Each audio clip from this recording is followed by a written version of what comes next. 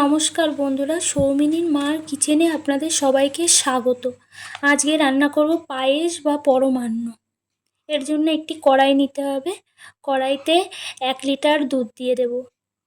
দুধটি আগে থাকতে জাল করে রাখা আছে। এবার হালকা আছে দুধটি জাল করে নেব।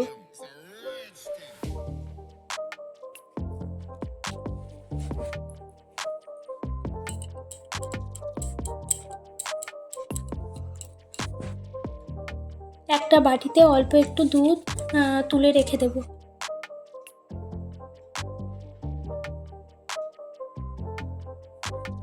দুধটি 100 গ্রাম মিল্ক পাউডার দিয়ে গুলে রেখে দিয়েছি পাশে, এটা পরে কাজে লাগবে।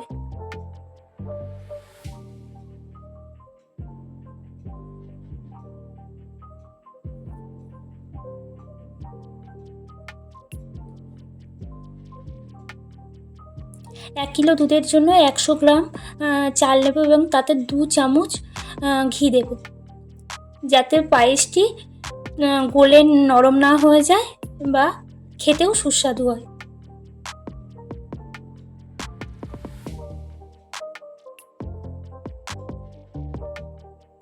এবার চাল দিয়ে পায়েসটি নাড়তে থাকবো মিডিয়াম টু লো আছে, যাতে তলায় লেগে না যায়। আপনারা এরকমভাবে বাড়িতে একদিন পায়েস করে দেখবেন, খুব সুন্দর হবে, খেতেও সুস্বাদু হবে। কোনো অনুষ্ঠান, জন্মদিনের অনুষ্ঠান বা বাড়িতে খাওয়ার জন্য আপনারা বানিয়ে একদিন দেখতে পারেন। এরপর এতে 4টি তেজপাতা ও 2টি এলাচ ভেঙে দেব সুগন্ধ হওয়ার জন্য।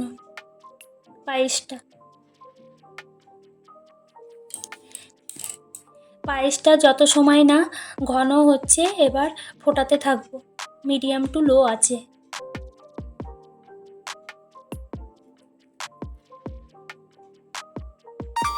আমার চ্যানেলটি যদি আপনাদের ভালো লাগে, অবশ্যই লাইক, কমেন্ট ও সাবস্ক্রাইব করবেন এবং পাশে থাকা বেল আইকনটি প্রেস করে দেবেন, যাতে আমার ভিডিওটা আপনাদের কাছে সবার আগে পৌঁছাতে পারে।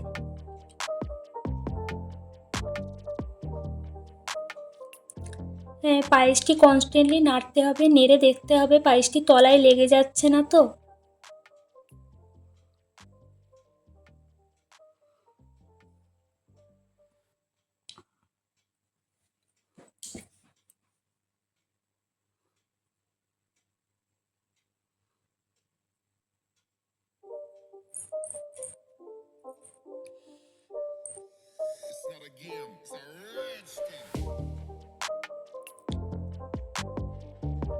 মাঝে মধ্যে চালটা টিপে দেখে নিতে হবে সেদ্ধ হচ্ছে কি। বেশি পায়েসের চাল বেশি গলে গেলে খেতে ভালো লাগে না।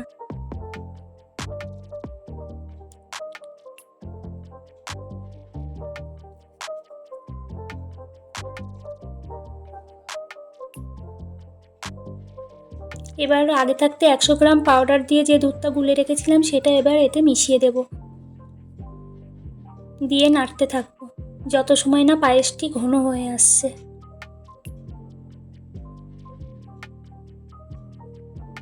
বারবার খেয়াল রাখতে হবে পায়েসটি যেন তলায় লেগে না যায়।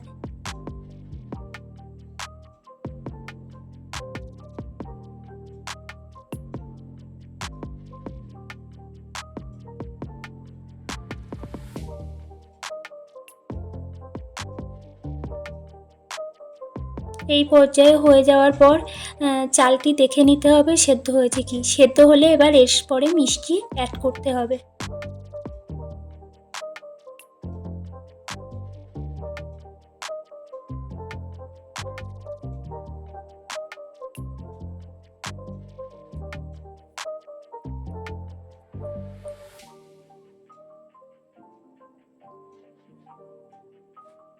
এবার চালটি সেদ্ধ হয়ে গেছে, এবার এতে মিষ্টি দিয়ে দিতে হবে। আমি 1 কিলো দুধের জন্য 500 গ্রাম চিনি নিয়েছি।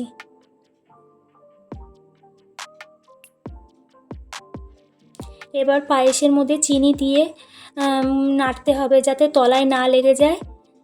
3 থেকে 4 মিনিট ফুটিয়ে নিয়ে এবার নামিয়ে দিতে হবে। কাজু বাদাম ও কিশমিশ দিয়ে দিতে হবে এই পর্যায়ে। পায়েসটি যদি আপনাদের ভালো লাগে অবশ্যই সাবস্ক্রাইব করতে ভুলবেন না এবং লাইক, কমেন্ট ও শেয়ার করে দেবেন।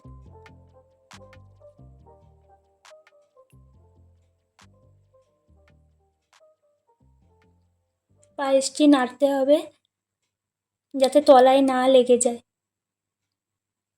এবার নামানোর সময় একটু ঘি দিয়ে নামিয়ে নিতে হবে।